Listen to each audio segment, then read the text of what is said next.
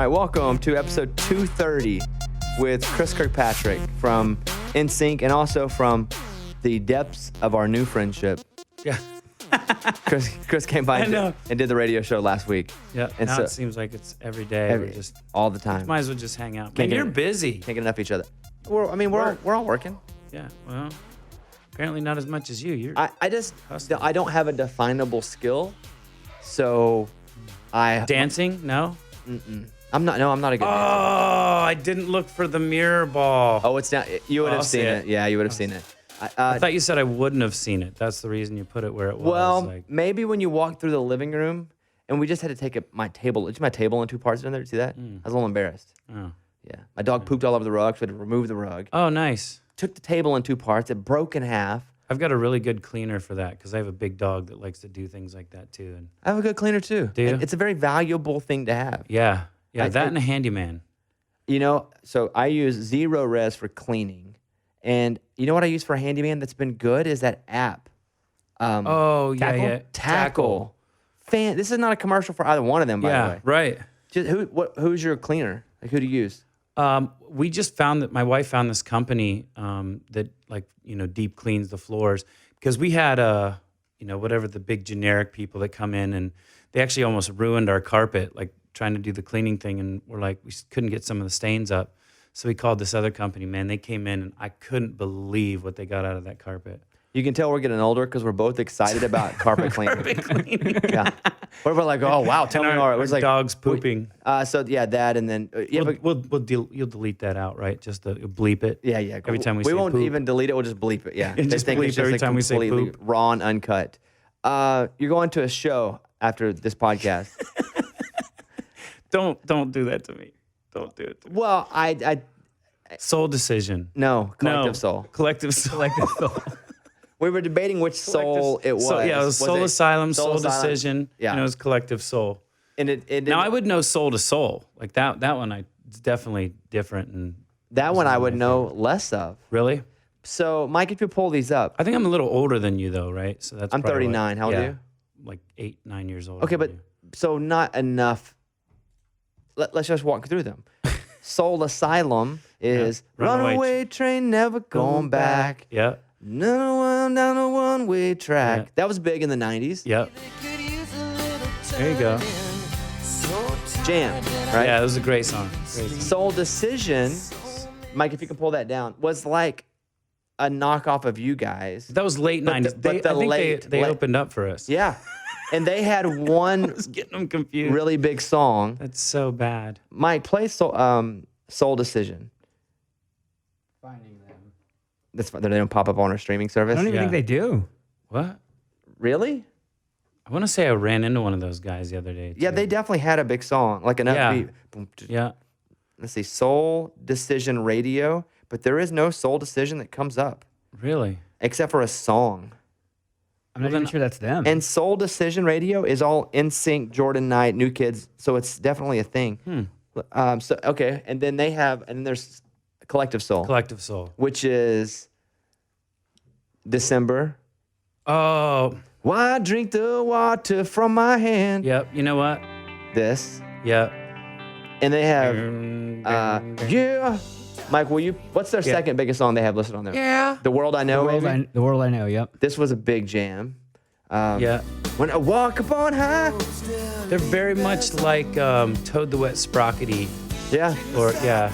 Same era, right? Was that still mid-90s? Maybe mid-90s? Toad maybe a little... Earlier? Maybe a little earlier. I think these guys are a little older. And live? Yes. They were also kind of this... Who was like college rock kind of stuff. Who was when you were growing up and you were into, like when music started to get really important to you? Mm-hmm. Who was it for you? When I was young, I mean, my mom and dad really influenced me with the Beatles. And they weren't together, but, it's crazy separately. Like my mom, was always listening. And that was almost her like teeny bopper years was the Beatles. Even though my mom was 16 when I was born, so I was her teeny bopper years. But and my dad is a big, Beatles head. And I actually, when I first started playing guitar, I would play guitar left-handed. And I couldn't figure out why it took me so long to pick up the guitar because I'd always watch Paul McCartney and he was like my idol. And if I was air guitar, I still to this day, if I air guitar, You I'll do it air left-handed? guitar left-handed sometimes. But yeah, so I flipped all the strings on the guitar and started playing left-handed. Then I realized I'm right-handed. See, I'm left-handed and I play left-handed, Right. but I tried to play right-handed for a long time because all They're the guitars, everywhere. Right. They're everywhere. there is no left-handed guitar that just Yeah. chills. Yeah. You can't be somewhere and you grab a guitar. Did you do the thing where you switch the strings around and the it was yes. so hard I did, because I did the nut because the nut. Uh-huh. So I did two things. One, I tried to just flip it upside down, take a right-handed guitar and just play it upside down, which means no Okay. changing of strings. Right. Just play it the other way. Right. Didn't work. So then I would remove the strings myself. Wow, those chords must have been. They were, well, Yeah. when you don't know any chords, they're Yeah. all weird, right? But I couldn't like learn from people Right. or even watch. Just put your finger here. No, no, we gotta It's put that- it down here. It's And then I tried the nut. There's a little nut on a guitar Mm-hmm. that has a holder for each string, and as the string gets bigger, the bigger string goes Mm-hmm. Yep. in. But then you have to put the big string in the tiny nut. Yeah. And the as you gotta know reverse what I'm all saying, those, you know, and it put always pops out. But then I just was like, screw it. I went to Walmart, got a chord sheet, went to a pawn shop, paid $50, bought a left-handed guitar, Nice. and I just play for comedy. You know, Yeah. I do music and stand up. Yeah. But yeah. So what was it? You have the Beatles, but when you were like 16 or 17, You mean like the pop music? just because for me it was 90s grunge Mm-hmm. and Garth Brooks was kind of the two lanes when music started to be So important that's for me. when you can tell that there is just a bit of a difference between us, because mine would have been like to me, I look back on music in 1984. For some reason, I was 80s baby, so I mean grew up in the 80s. But 1984 and 1988 had some of the best music. Usually if I hear like a great song, like I'll listen to the 80s or Classic Rewind or something. That's what I was listening to on the way here. And you listen to it and I'm like, if it's a really great song, I mean, Van Halen, their album was, 1984. But there's like, there was something about the year 1984 and the year 1988 that just all this great music came out in those 2 years. Was that an election year maybe? I don't know. No, that's the theory. I didn't think about that. I mean, I don't know if that Right. makes any sense or any difference. If Were you a so, we Beastie should be Boys guy listening at to all? some good stuff here. Was that? A Beastie Boys guy at all? Oh, I love the Beastie Boys. I was into a lot of hip hop when pop music. I started really getting into pop music. I mean, we grew up really poor. Like we didn't have anything. My friends were taping on the radio, doing the record. I couldn't afford a cassette player to record off the radio. So I was getting music any way I could get it, but the only music I could ever find was pop music. So I really got into pop music. I really liked some weird stuff too, like the Ramones, Adam Ant, Billy Idol was really pop, and Billy was cool. I liked David Bowie.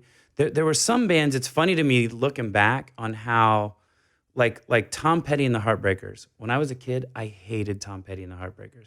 Now it's like one of my favorite bands to listen to. It's like once you understand music and you really, grow into your musical self, all your music things change. And who I love, I'm definitely a real poppy guy. Like I really even think the Ramones are real poppy. Beastie Boys were, but I remember when the Run DMC Walk This Way came out, when that video came out, I remember asking somebody, who's that rock band, or who are these actors that are singing with Run DMC? Because I listened to, a lot of hip hop at that time, and Aerosmith.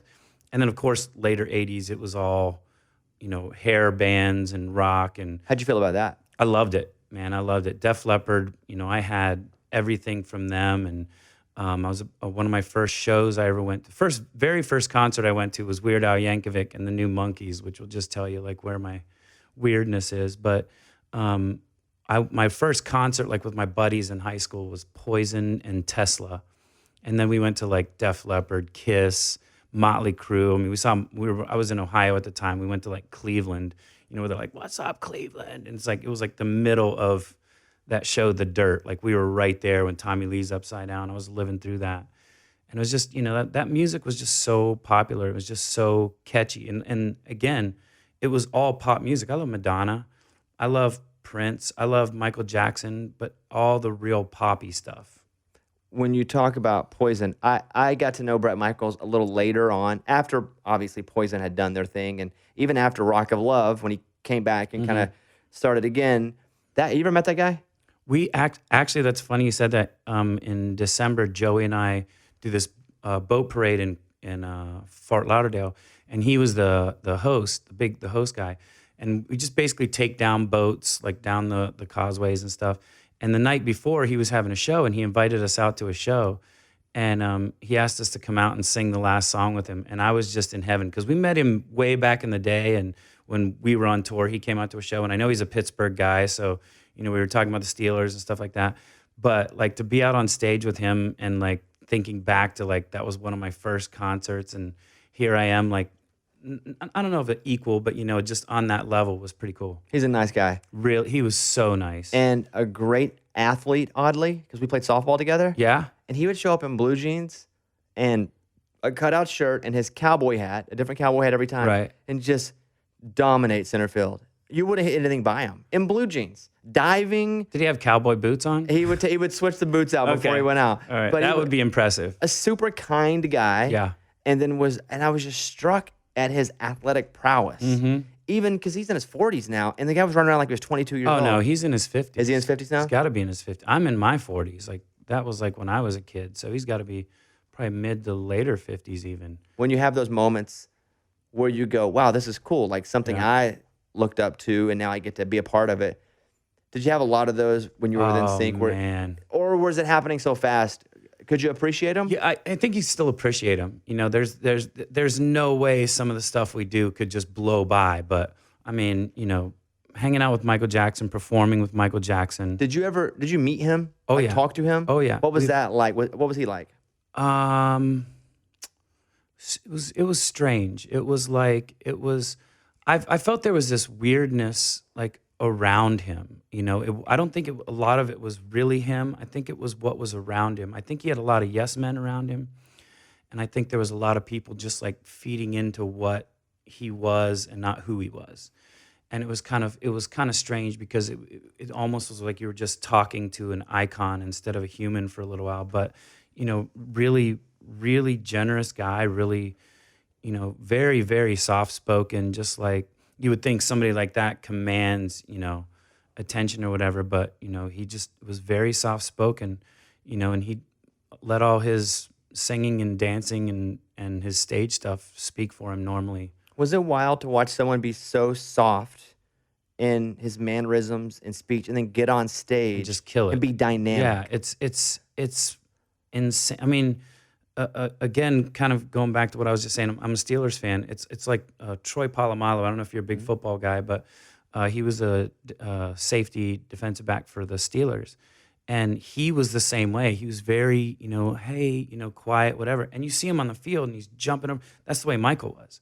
Michael's just very, hey guys, thanks so much for coming out, whatever. And you're just like, this is Michael? Like, I thought Michael come in, hey, this, I mean, he's obviously a lot higher than that. Yeah. Doing his little front kicks and yeah. So that's cool. So Michael Jackson is one of those. What's another one you look back and go, man, that's freaking cool? Paul McCartney. Paul McCartney was big.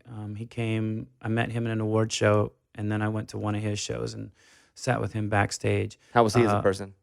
I mean, he could have been a jerk, and I would have been like, he's a god, but he was really, really nice. And I think one of the coolest, though, was Phil Collins, because we actually did a song with Phil Collins. And there's a part in the song where it's like, in the band, I do the harmonies. Justin and JC usually do the leads, and then I would do their harmonies on the verses and a lot of the harmonies in the choruses.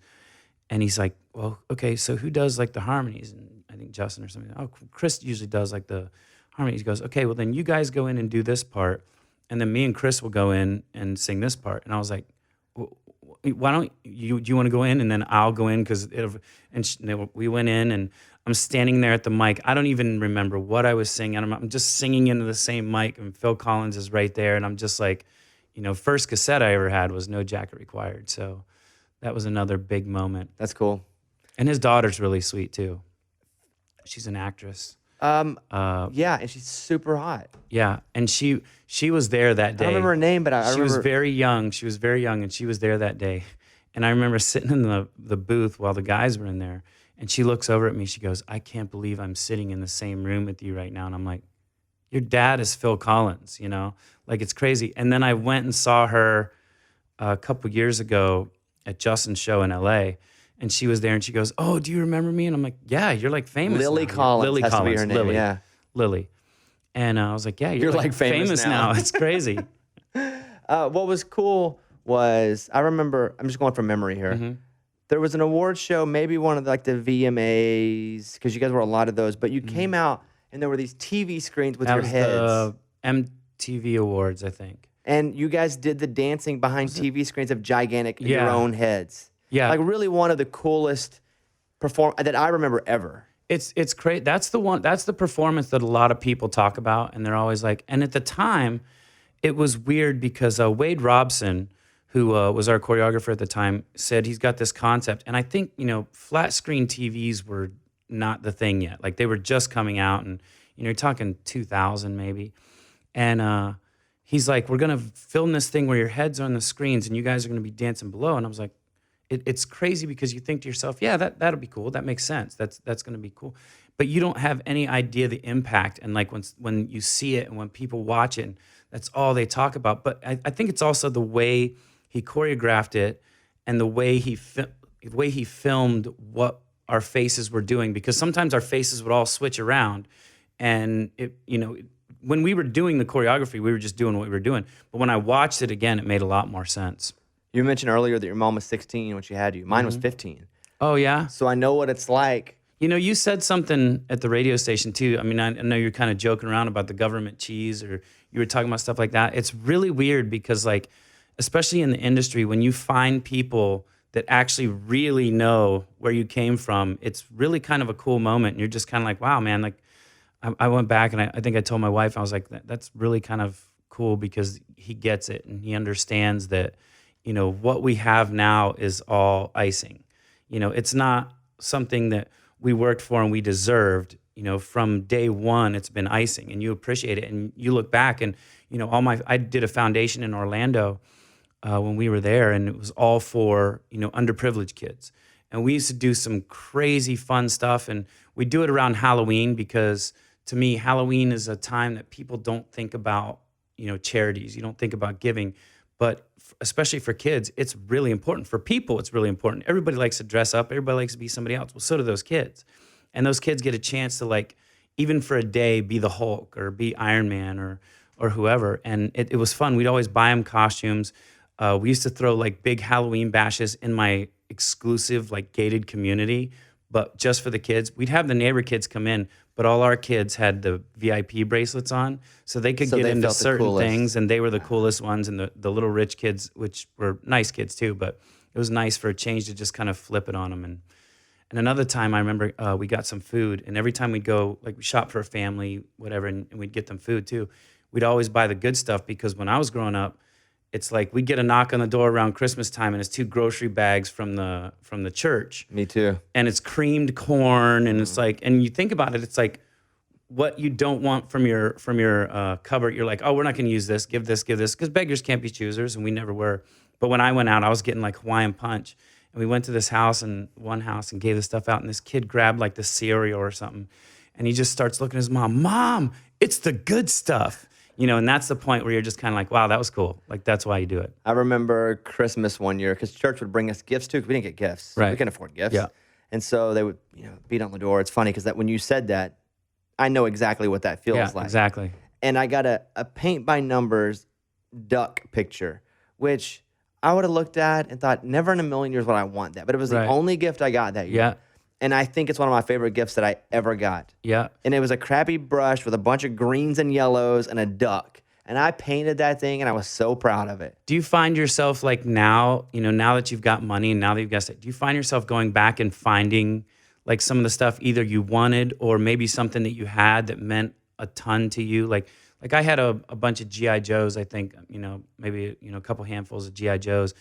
And obviously, we moved around a lot too, so we lost a lot of stuff. But I've gone back out on eBay and bought those again and sat there. And my son actually was playing with them the other day, and I was kind of like, yeah, this is cool. That's pretty cool. I find what I try to do I call it selfish charity because, for example, my high school basketball team, I couldn't afford the shoes, and you had to have the shoes to play on. And it wasn't a thing where it was like only the kids that can afford the shoes can play, but it was just understood that everybody could afford $60, and I couldn't. Right. So I just didn't play basketball, and I really wanted to, but not because I wasn't good enough, but because I couldn't afford the shoes. Yeah. And I just didn't want to be a charity case all the time. So what I do now is I buy the whole team shoes.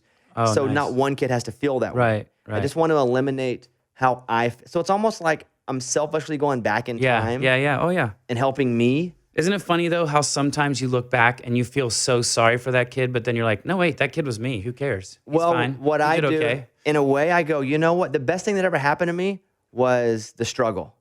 Yeah. Because I am tenacious, I'm resilient. I'm built for whatever you put in front of me. So tell me this. That's the same, but it's kind of a catch-22 with me because now I have a son. My son, whatever he wants to a point, he gets. I mean, obviously, we don't spoil him, but everything we give him, we let him know that, he's getting this. He's still young enough. He doesn't have a lot of friends, so he can't, he's not acclimated with kids yet to really understand how other kids have it. But how do you teach that now to a kid that never has to worry about it? How do you teach that wanting to go out, wanting to fight for everything you have to a kid that doesn't have to fight for everything? You can't not give him things. You can't say, no, you're not going to have this because I didn't have it and I want you to learn. You still try to do it, but at the same time, it's this balancing act of trying to teach him that all kids don't get that, and I'm already like trying to distill in him when he goes to school, make sure he befriends every kid in school, even the quiet kid, the dirty kid, whoever. Make sure every kid feels special in school because who knows, possibly, being my son or being around it, that he might, be kind of popular. And I'm hoping he is, because if he is, I'm going to say, at that age, you already have to understand, you have to use that. You have to understand that you were just in a situation, not because of you, but because of the way you were brought up. What's interesting about you is you were able to break the almost impossible generational cycle of what we struggle with in America of poverty. And it's hard to get out because if you're impoverished, and I'll put me in that too, there's not a lot of resources that go into us. Right. And into my friends and me and myself. Mm-hmm. And so it's rare, and thank God I was blessed to just be real smart and standardized tests. And I could, I was good. It was quick. And it's hard to break that, but you have one of the rare tasks of now being a father going through that situation, because you know what it was like and what it made you, but you also knew what it felt like to go through that. Mm-hmm. And to so, have those kids that my son will become talking to you like you're, just nobody, which is funny to me. I love my class reunions, because those are great. Because I go back and here I was, this kid that, couldn't afford my class ring. We didn't have a car. We didn't have electricity a lot of the times. We didn't have a lot of things. So, they were like most likely to never hear from again, even at class reunions. I would have won it, but then to, come out and do this stuff, it's so strange. It's just almost surreal. Like I a lot of times feel like I'm living an out-of-body experience and looking at my life through what I always wished it was as a kid.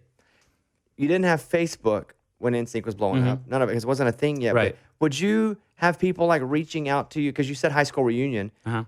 And I go through this a little different now, but how did people get a hold of you and be like, hey, remember me? We were best friends back in the day. I mean, we had a website. And, it was funny back then with the website of how we were trying to be progressive with it. And we had this whole idea about this like 3D market and, everything where it was all inclusive and, not knowing that cell phones would be what they are.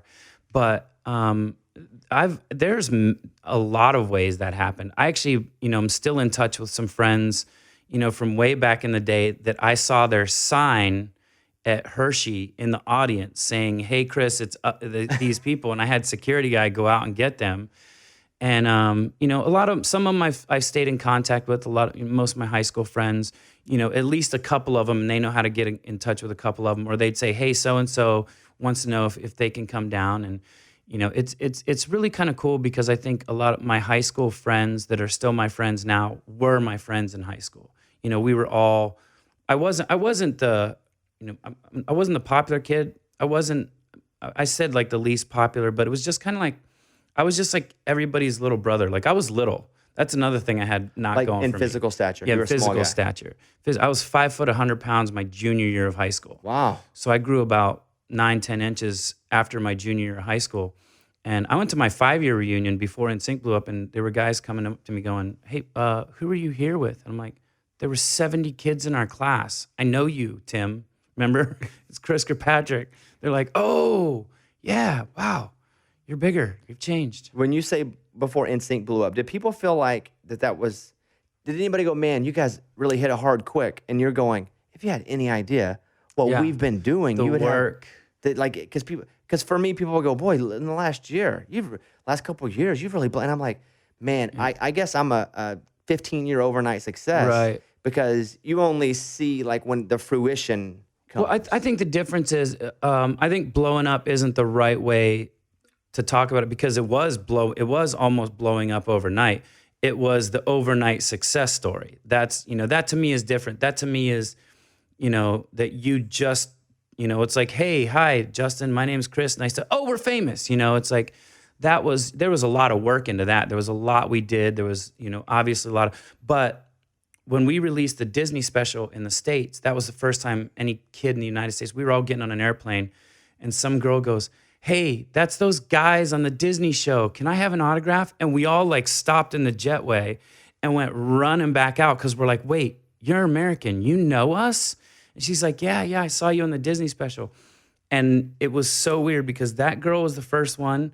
And maybe, the next day, it just became all over. Like, everybody would start stopping us, and it just became, because then that Disney special was, it started this whole trend, and that's what kids were watching. That was the Blippy, that was the, whatever, Barney or whatever, that Disney special was what all kids focused on. So when kids get onto something, I mean, it's crazy how they run with it, and they want to be an adult, and so they take it and make it in, and that's what happened to us. I mean, they just took us as their band and blew us up. You had been performing and had music released overseas, though, right? Oh yeah. So when they go, "Hey, let's do a quick infancy story," you actually were the guy that was first when NSYNC started to come together, right? As far I put as the band together. right? Yeah. So you're the guy, Right. So you go, "All right, we're gonna find." And in your mind, were you putting together a band, a boy band, a singing group? What was the idea? So when I first started music, I fell into music. It was like I always wanted to do something. I wanted to be a football player. I wanted to do all these other things, but I kept falling into music. I landed the lead role of Oliver Twist in our high school production when I was in 6th grade. Could you sing at that point in your mind? Like, were you a good singer? I still don't think I'm a good singer. It's like, I mean, I could stay on key, and it's and again, talk about 5 foot 100 pounds my junior year. Obviously, my voice didn't change until probably about 2 weeks ago. But it was there was a lot of I enjoyed music. I always kept falling into it. I moved to Orlando and started college. And so that's why I was one of the older ones in the band. Like, I graduated. Howie from the Backstreet Boys and I were in college together. And I was just there, and I was, taking random classes just so I could say I went to college and, I learn a trade or something. And there was an ad for choir. And I went to the ad, and I got a scholarship. And the next thing you know, I got another scholarship. And then I went to a prestigious school, Rollins, with a scholarship in music, and it just kept following me. But the whole time I was doing acoustic guitars with a buddy of mine. Like, we'd play at coffee shops or whatever it was. And then when I was in high school, we did these quartets, and I loved a cappella. I loved harmonies.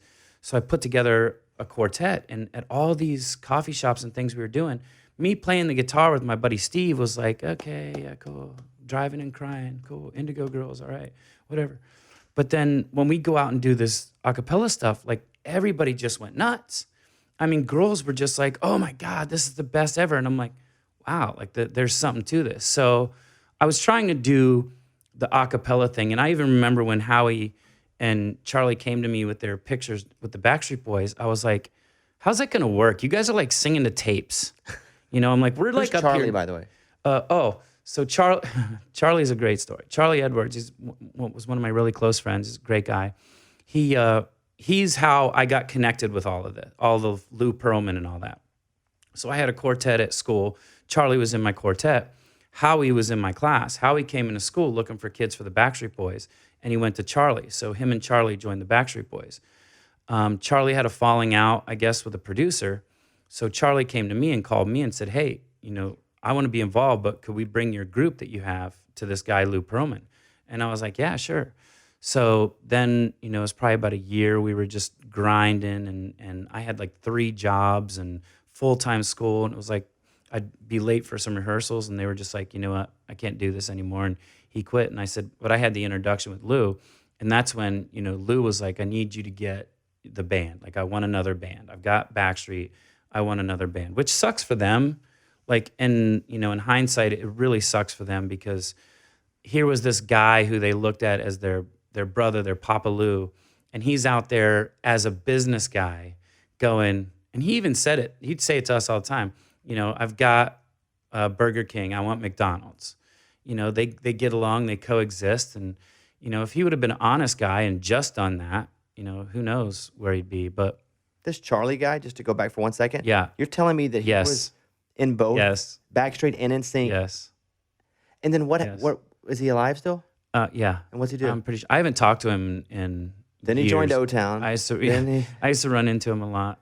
That's but, crazy. Yeah, and he actually left my band to go teach golf in at Club Med, and I was begging him. I'm like, dude, I'm holding on to strings here. Like again, I had so many jobs, and I had, full-time school, and I was like still trying to arrange music and teach people parts and put together rehearsals and all this stuff. And when he quit, I was just, I remember, just being in one of the lowest places in my life, laying there thinking that I had a potential with this Lou Pearlman guy, and the guys in my band would keep dropping out or quitting. So who was the first guy of Of the band now, the group that you were like, all right, come do it, and they Justin. said yes? It was Really? Justin. And yeah. you met him. Was this Mickey Mouse Club? Nope. Post, pre? So the real story is, I was making cold calls. I was just calling people. I'm like, I need to find, parts. I need to find guys that sing. I need to do whatever. So I don't remember. I think I went through the paper or something like that, and I called agents. I called like 19 agents. I'm like, listen, I'm putting together this group. Okay, thank you so much. This is my number. This is my address. Click. I did 19 agents. One person got back to me. And I went over, I remember it like it was yesterday, Studio Plaza in Orlando, and pulled up in my little Nissan Sentra or whatever I was driving. And he gave me this manila envelope, and I went out and, I popped in this cassette tape into my player and heard this voice. And I'm like, oh my God, like this is unbelievable. This is better than anybody that's been in my band yet. And I pulled up the headshot, and I'm like, Justin Timberlake, is he an Indian? Like I didn't know if that was a shtick or what was going on. And, called his mom, and that was a tough call because they were back in Memphis.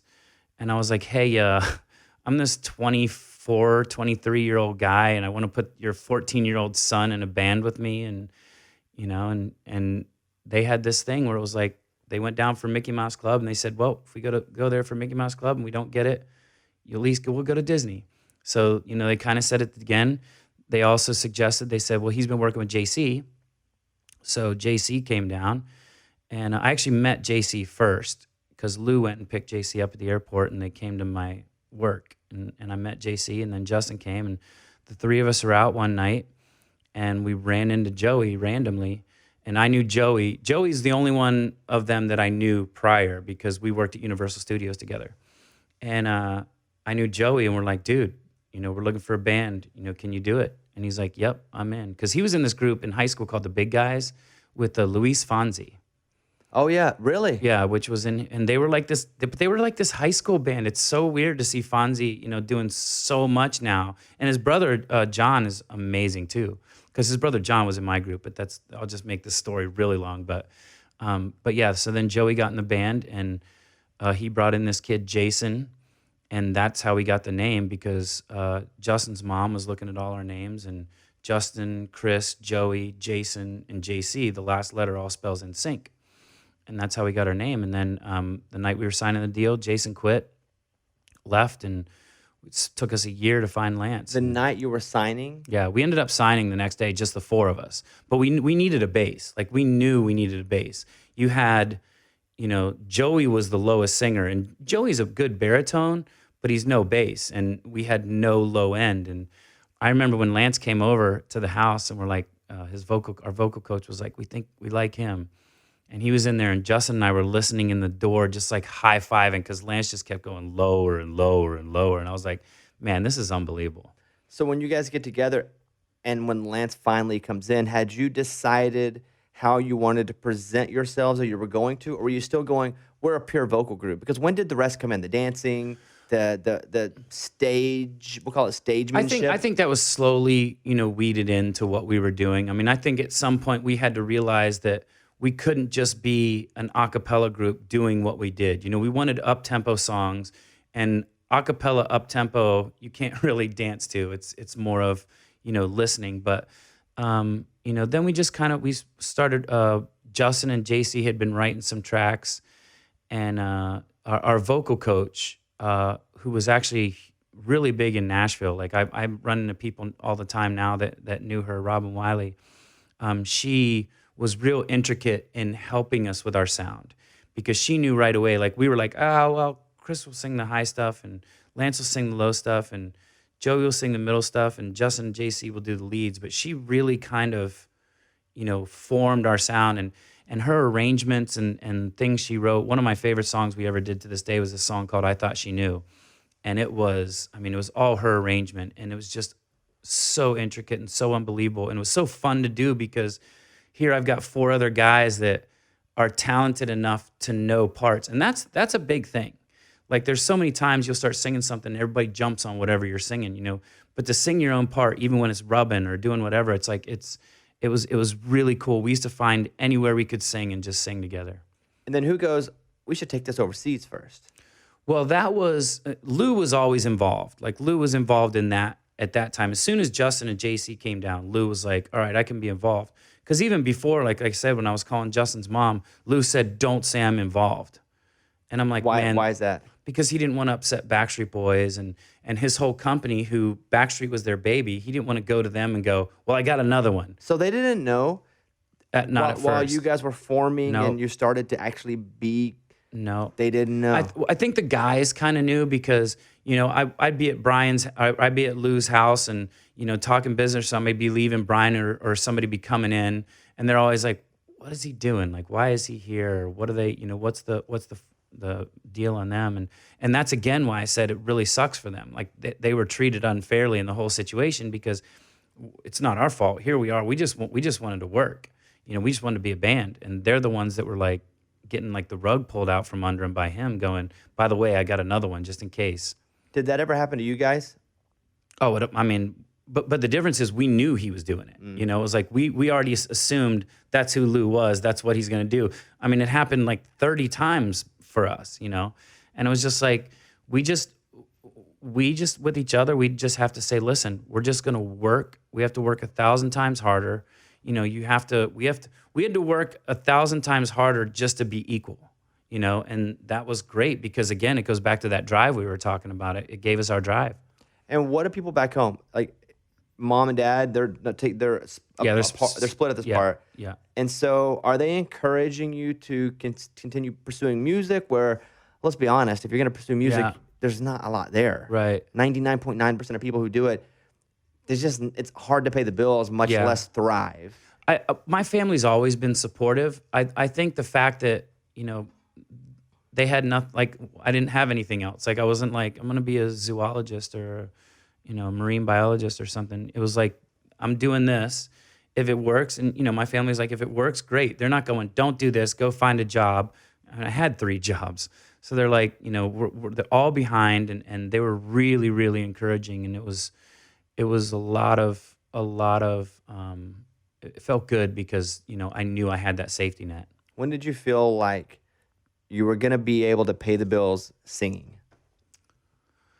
Well, after the first gig I ever did, I got like $50 or something playing acoustic guitar. And I'm like, man, this is unbelievable. I can't believe I just got paid for doing music. And, we got a checks. And did you get a signing bonus when you guys all signed NSYNC? When you did, the 4 of you? Oh no. There was so much. Someday when the After School Special movie or whatever, the ABC movie is out on us, there will be the first check presentation, which is hilarious, because we'd been on tour for, want to say going on 2 years maybe. We'd been opening acts. We'd done countless radio shows, all these things, and our label was giving us checks, and they got out these big checks and little gold records and everything, and they brought out these checks for like 10 grand each. And Justin and I are like high-fiving each other, like, I've never even seen that much money in my life. This is the best day. And JC's like, hold on a minute. Something's not right here. We've been working for 2 years. And I looked at him like, dude, why are you being a Debbie Downer? And he's like, how much money did you make bussing tables at the Outback? And I was like, I don't know, $20,000 a year. He goes, exactly. I was like, Was JC that guy of the group? light bulb. JC's smart. JC knows his stuff, and his uncle's a lawyer, and his family's really into that. So JC wouldn't let it. JC didn't let it get by him. We let it fly right by us, but JC catches that. Is it because there's so much going on? Is the tornadoes happening? Oh yeah, for sure. I mean, we had no time to ourselves. There was no time to even think about things. There was no time to think that when we signed our first record contract, Lance wasn't in it yet, so it was just the four of us. But we signed it. We signed our contract with 5 people. Me, Justin, JC, Joey, and Lou Pearlman. He was the 5th member signed on our record. And I just heard somebody talking about this the other day. It's your first record, your first contract. You're going to get screwed, but that was like proper. Do you know how many records you had to give in that first deal? Because now standard is 5. I think it was 5. Yeah, I think it was 5. It didn't matter. We got out of it. I mean, we broke the contract because we just went and signed with Jive. They signed us, ended up signing us to RCA. It was after our first big record in the States came out. And right before our huge record, we actually went over to Jive because we broke at the very beginning because we signed, the 6 of us then signed to Lou. Lou signed us to BMG in Germany. BMG signed us to RCA in the States. So when we broke it off with Lou, we broke the whole chain. And it was like we had to start all over. When you say the big record, no strings. okay, and we're about to have an anniversary on that? Yep. 20? 20. Crazy. 20 years old. Yeah. It's insane how. I remember I was working on pop radio when the record came out. I was 18, 19 years old. And I remember the record coming out. And I remember just everybody going to buy it. It may actually still be the record for most. No, it was just broken. Was it? 3 years ago? Adele. Really? Adele just But it broke lasted that long, 17 years. Yeah, it lasted a long time. It sold, you may help, 2 point something million 2.4. in a week. Yeah. Now, I think it was 1.3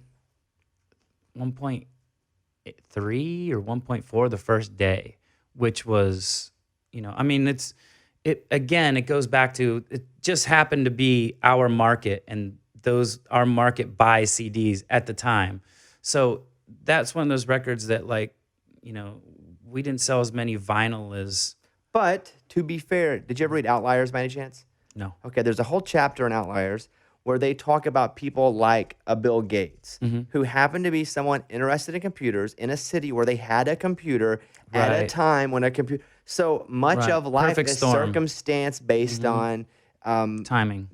and the people willing to do the work. Timing, circumstance, person. Yeah. So I don't think that it's fair to the work that you guys did to go, well, it's only because somebody was going to do that. Right. Well, and also too, the way you say it like that too, there was a lot of, like, with us, we knew that it was going to be a lot of luck, a lot of timing. No matter what we did, there were a lot of other things had to fall into place. All we could do was work, and we rehearsed. I mean, we knew every dance move, every song, up and down, back and forwards. We knew every scenario about, what if it's this, it's like we were so prepared because, I don't remember the exact saying, but it's like, when preparation meets Opportunity. That's luck. Yeah, Yeah. that's luck. And so we were like, we're going to be the most prepared on the planet. Like, we're going to, if we get one little shot, we're going to blow that shot up and do the best we can. What would be the luckiest moment where you look back and go, holy crap, if that wouldn't happen, I don't know, the The whole Disney special. I think how you Disney got on special. it, or how it blew up, or A little of both. Because I think Backstreet got offered the Disney special and turned it down. And so that's when we had Johnny Wright at the time too, I think he was kind of managing them.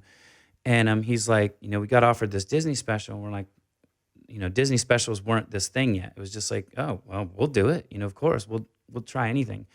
And once we did it, and it just, it exploded. It was the moment. We did stuff overseas. We were over there touring with people. We did our own tour over there. We had, shows over there, and we'd go over there and it would be mayhem and stuff. But honestly, in Europe, a lot of our beginning stages was kids would come up to us all the time and be like, the only reason we're here listening to you guys is because the Backstreet Boys aren't here. And that was 90% of our fans would say that. 90%, 10% of our fans were NSYNC fans, 90% were Backstreet fans that knew that Backstreet wasn't coming to their town for another 2 years or something, so they came out to see us. So that was, it took a while for us to get out of their shadow. When they would bring you guys songs all through your career, what was the song that you heard where you were like, holy crap, that's a great freaking song? I love Bye Bye Bye. I knew that was going to be a big one. What did that demo sound like? Similar production when thinking back? Some music guy singing. It was, I want to say it might have been Max.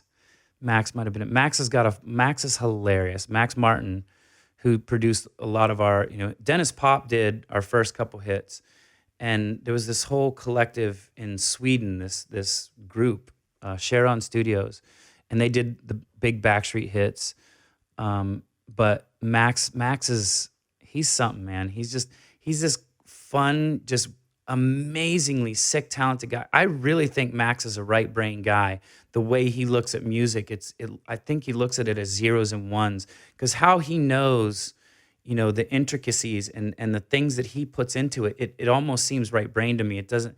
He still has a lot of creativity. I'm not taking that away from him, but it just seems like he has such a grasp on music itself that it seems right brain. But he always, when he's singing and stuff, it makes me laugh. He's got this little, this sweetest voice, and especially when he's trying to, tell Justin, hey, do this, and Justin's like, okay, I'll do what you were trying to do. I was looking at the track list from No Strings Attached. Mm-hmm. The 4 massive singles, Bye Bye Bye, It's Gonna Be Me. Well, this I promise you, when I look back at because I was much more, first of all, I was a dude, so I wasn't, but it's tough. But I loved NSYNC more than the Backstreet Boys because of the ballads.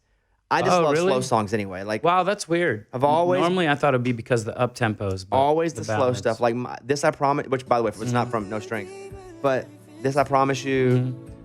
God must spend a little more time on you. Drive Myself Crazy. I Drive Myself Crazy video was one of my favorite videos that you guys did. So my wife hates that one. My girlfriend's in the video.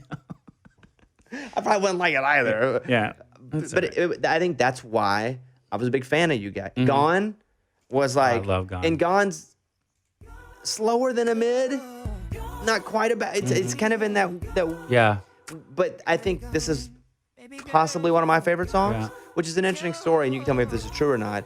That it was written for Michael Jackson, just wrote this for Michael Jackson. Yeah. And then they ended up saying no, and then you guys took it. Yeah. And did you guys get to write a lot? Did you try to write, or were you just on the road too much working that there wasn't time to hop in a room and try to write stuff? We tried. I tried. I had, I think, 1 or 2 songs, and I think they were nice enough to put them on our European albums or something. But, I tried.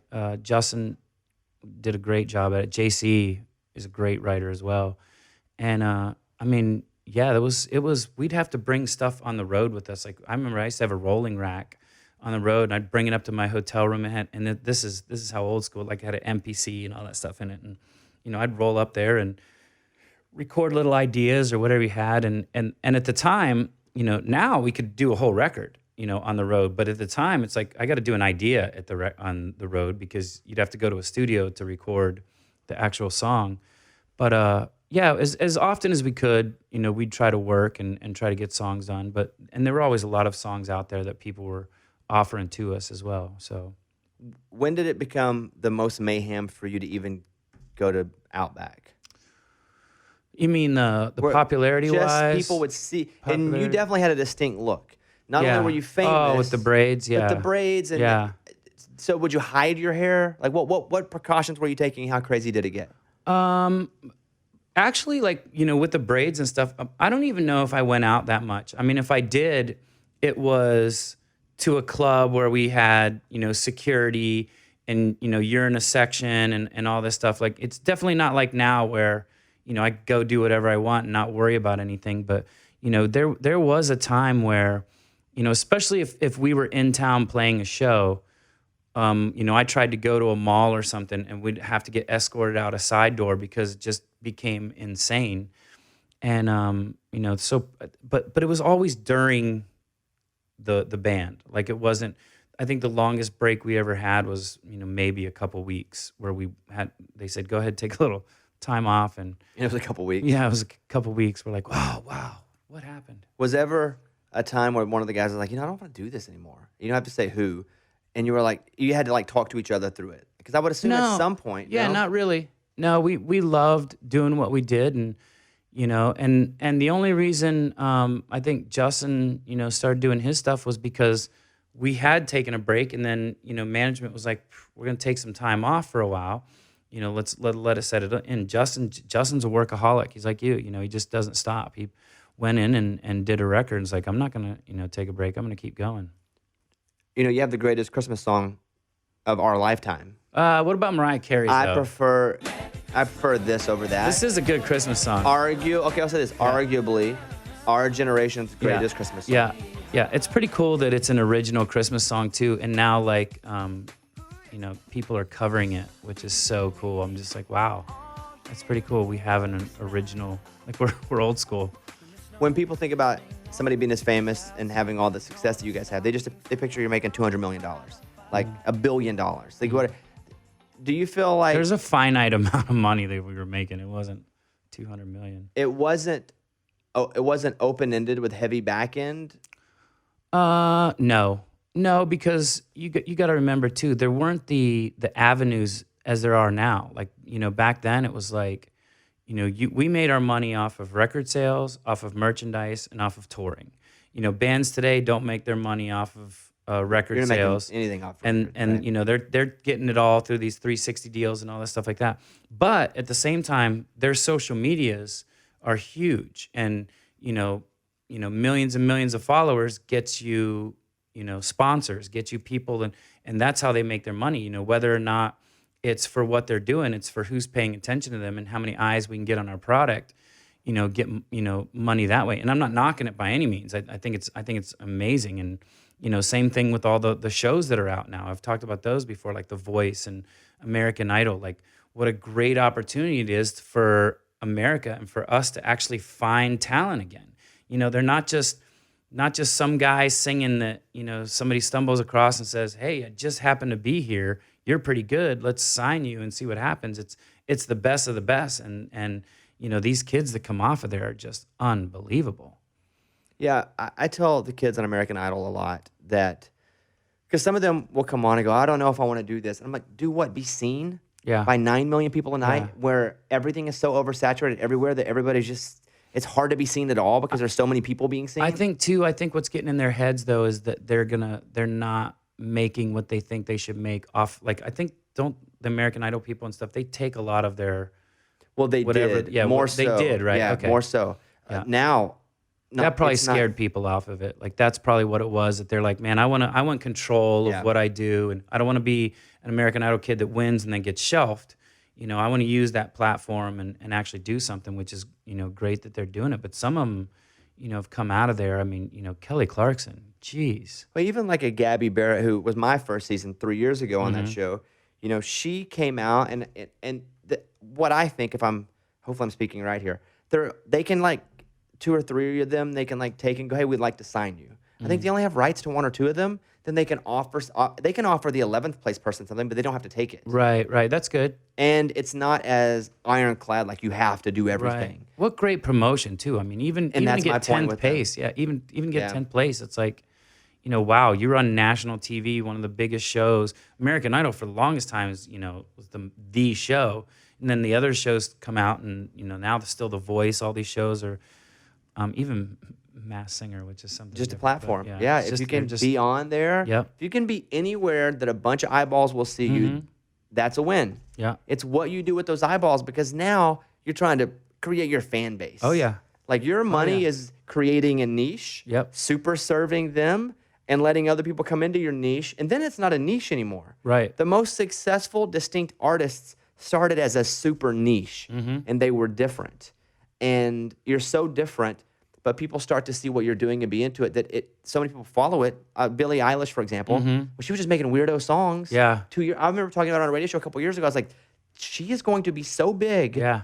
And now what went from like a niche, dark sounding young girl, that's what people want to sound like. Right. And it happens in country music too, where these artists will be so different that people go, well, that'll never work. But when they blow up, they create a whole lane that everyone then gets behind. That. It's like you were talking about when Backstreet and you guys and all these other what Perlman was doing and what happened to pop music. I mean, look, because when us and Backstreet came out, Britney'd come out and Christine had come out. It was almost always like they were coming out in groups, like it was us and Backstreet. It was, and I mean, even 98 Degrees too, throw them in. And, Christina and Britney. And it was just like this thing because then you had the actress, what's her name? She's on, I can't think of it right now. But you've got like all this pop music and all this sound and all the hype behind what it's doing. I mean, Orlando was hilarious. Because we all came from Orlando. Backstreet was in Orlando. We were living in Orlando. And here we'd all go downtown. And it was the same time all the wakeboarders started to get popular too. So here we are in this little town where we'd always gone out and done stuff like this. And now suddenly it became this little microcosm and this, oh man, where's the next pop actor? Who are we signing here? And like friends of ours would be like getting record deals, or this guy that we know that always is just as a hanger-on, or is like, yeah, I just got a record deal. It's crazy just the way it all came out like that. And to be in that moment and to be there and look back on it, like imagine if you were in Seattle during the beginning of grunge, right? And you're going to see some of these bands play in these little tiny, clubs or whatever, knowing that this is going to be huge, and then suddenly, boom, it becomes this microcosm. Everybody, what's the next band out of Seattle? Where some band in Seattle was probably sitting there, making $8 and sucking and getting a record deal because they were around at the right time. And that's kind of what it was like with us. I mean, we were the band that sucked, so it was like, yeah. Get So what do you do? Because I see you have a show coming up in Tulsa. Yeah. And it's funny when you were talking about that on the radio too. I was like, man, I only do like 1 or 2 of those a year. I had buddies of mine I golfed with the other day, and they were like, dude, we heard you on the Bobby Bones show. You said you were doing nothing this week. I was like, well, not really doing anything this week. They said, you're golfing with us today. And I'm like, yeah, that's something like you really, talk about. No, I've got, like this weekend, for instance, I'm going to Ohio. I host with Arnold Schwarzenegger. I do like the Arnold's Got Talent, and then I do this Miss Teen Arnold over there. I've done it for like 5 years already, and it's a lot of fun. It's Columbus, so we get to go home and see in-laws. And I do this show called, just started this ATCK thing, All the Cool Kids, that AJ from the Backstreet Boys also is a part of, and we like switch off. There's just a lot of, it's weird because like my schedule is like my schedule. It's not like I'm going to post all these appearances and what I'm doing. It's just like, it's just my schedule. Like, oh, I'm flying up and hosting this thing or doing this. I don't think about, oh, well, maybe somebody would want to come out to that. I'm horrible with socials. I'm learning to be better. Who is the most 90s celebrity that you remember meeting? The most 90s, meaning... Ooh, man. I think you get it. The most 90s celebrity. That would be tough. Because there was just so... I mean, I don't even know. I mean, I would almost say us, or like... Seeing each other? Seeing the other guys in our hairdos and outfits, or the Backstreet Boys, or Britney. Man, I don't know, like... what was it, Lou Bega? Oh, yeah, Mambo number 5. Number 5. Yeah, good one. Something like that. We were all kind of... It's weird because we were all around it, No Mercy. Remember No Mercy? I do remember No Mercy. I love those guys. Those guys are amazing guys. I love those guys. They were just reproducing you guys like crazy. And just No Mercy was before us. But No Mercy. But 90 Degrees was before us. But to us, the fan, right. we know as first what blows up first. Right. So like, Well, No Mercy blew up. I mean, they were kind of dancey though. They were like I think blow up is not fair because it wasn't you guys didn't just pierce pop culture. As songs, maybe as songs go, they blew up. Maybe not as the band. Like they weren't. I could name them all because I know them, but you probably couldn't name. Could you name any of the guys? The guys? Yeah. No. Right. I mean, but that's my point. Right. That's why I'm like with the new kids. It was always Joey Jordan. The other guys and the rest. Yeah. I mean, I wasn't a big fan. I actually opened up for them, which you did. A funny story in Columbus, Ohio. I made the All Ohio State Fair Youth Choir, and our choir was sitting on the sides of the stage during the show, and we started out like we sang first, and then the new kids performed, and we got to sit like in our choir segregated off area and watch the thing, and I was like, oh my God. Telling everybody, like, they're like, oh, you open up for the new kids. I'm like, man, I can dance better than the new kids. And I was like doing flips off the trees and landing on my head and, break dancing, doing this. I'm like, man, I can beat the new kids, whatever. Because I was like you. I was in high school. It's like boys, new kids were not the thing that you go, oh my God, new kids. Is that the best ever? It was tough. I appreciate them. I think they're great guys. But when I was in high school, I couldn't. It was just weird for me. To be listening to them all the time, which is why when people come up to me, they're like, hey, man, I didn't listen to you guys, whatever. I'm like, hey, that's totally fine. I get it. But, I bet you guys do that, right? All the time. Because they'll do that to me, and I'm sure on a lesser level, they'll be like, hey, listen, man, Yeah. I don't even like your show, but my wife loves you. Right. And I'm like, Yeah. you don't have to say you Yeah. don't like the show. Yep. Just say, hey, mind if I get a picture? Yeah. You can eliminate all. I won't think less of you. Actually, I'll like you more. Right. I think it's just kind of for themselves, like, or maybe if one of their friends is looking, they're like, dude, you were all over Bobby Bones. I saw that, man. You totally think he's the coolest guy on the planet, don't you? He's like, no way, man. And I wish that wasn't something people would make fun of. Right. When you Tell me guys- about it. Try being in a boy band. Yeah, how rough was that? Because at times it was awesome, but if you're like around a very because you're a sports guy, Right. masculine guy, Yeah. and in that world, at times you could be. But you know what though? I think that's another reason we kind of changed things, because first of all, the word boy band wasn't. I don't hardly ever remember hearing it used when we were in a band. Like maybe it was a European thing, like because in Europe, you talk about a bunch of boy bands. There was, tens and tens of boy bands over there. But I think we changed that a little bit, with the dancing that we were doing, and we were doing like acrobat. We were flipping, we were. I think it was like it was a little. We tried to make it a little tougher, a little bit, more edgy, I guess, and hence that's why we came up with dirty pop and things like that. It's like, we made it to where it was one of those things where, well, I mean, I don't tell my friends I listen to it, but I listen to it, kind of thing. And I mean, now it's changed, because it's definitely changed for me. Like, I don't mind running around saying I loved One Direction. There's so many great songs that they've had, but I'm also a dad and a husband now, and I'm not a teenage boy going, oh, I can't like One Direction. They're like guys, and I'm not into guys. It's that funny going back to what we were talking about earlier about like the 80s and stuff. Like, look at those hair bands. Look at what they look like. They look like girls. Yeah. All the hairspray, the makeup, everything like that. But every guy was like, dude, that guy is the coolest. I want to be like that when I grow up. I want to get all the girls like he does and everything. I'm like, you sure you're not saying she? Because you never know. Well, I'm going to end with this question that you get asked all the time, but if I don't, people are going to hit me up. Any talks about you guys getting back together, even for a thing? After your show, when I said what I said, I've already gotten flack. But there was a lot of talks for a lot of different things, but there's nothing in the future as of right now. Not saying there's so many fans out there that take every little thing we say, and if we say, well, we're talking, suddenly they run with it, and they're getting back together, they're doing something.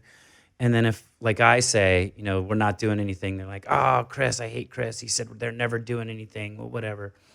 But, it's, I can guarantee you that someday, we'll do something. There's nothing as of right now that we're all planning on, doing something together as the 5 of us, the 4 of us, or whatever. Was Coachella fun when you guys did that? Coachella was awesome. with Ariana Grande? Coachella was so much fun, and it did give me, for the first time, I actually looked at it and said, the 4 of us really aren't that bad. Like that, we could do it because Justin just released Trolls now too. Justin's busy. Justin's got his own thing going, and it was never it was never just Justin. Everybody always blames Justin, or it's not true. It's not just him. It was all of us. There was a point where a lot of us really couldn't get along that well and really not figure out. Now we get along great again. So are we going to get together? Yeah, we're probably going to get together real shortly, the 5 of us, to hang out and be brothers because we're best friends and we're brothers. So getting the 5 of us together is one thing, but it's tough to do that because even if the 5 of us get together, somebody sees the 5 of us or somebody says something like, oh, I think they're doing something. And if they're not, they're just teasing us or whatever. It's like, they're my brothers. When you go to Collective Soul later. Is that who I'm going to see? It is, right, Mike? Yeah. Will you know most of the songs? I'm sure I will. My buddy asked me to go, and I was like, I thought we were doing this tomorrow, and I was like, yeah, I can go. And they said this, and I'm like, oh, I can't go. And I was like, you know what? I'm going to go see Collective Soul. It's not going to be till later. I can go. They had Shine, too. Yeah. Girl. Whoa, heaven let your light shine. Yeah, that's a good one. I think that it's one. Yeah. The Red album. This is back when I used to do BMG or Columbia House and not pay for it. Yeah. You get like 8 CDs for a penny. We signed our first label we signed to was BMG, and the first thing I said was, hey, do I still owe you guys that $86 for all those CDs you they gave would me? come in too. They would just I'd just get a stack of them. And my life was made. Yeah, the cheap ones were great, but it's when they started, you forgot to say, no, I don't want the monthly selection for $38 or whatever. Like 11. Yeah. What are they gonna do? Yeah. I didn't know this at the time. I thought I was going to jail. Come to your house. I thought I was going to jail. Down the door. Yeah. Sometimes people would knock, and I'd be like, "Oh my God, is it the cops?" Yeah. And then after a while, I was like, "I guess I'm not going to jail." But then I worried my credit was ruined. Yeah. When I was like 14, because I started worrying about that early. Oh, right. And then I remember someone saying, "Well, it takes 7 years." And when I turned 21, I remember going, I'm clear of Columbia House. I'm finally, I can really let go and then live my life now. Yeah. Well, listen, man, I appreciate it. I appreciate you coming by. Yeah, thanks for having me. I appreciate, you're a cool dude. You've lived around here for a while. I've lived around here for a while. We never really got to know each other. Yeah. But Mike, any question for Chris before he leaves?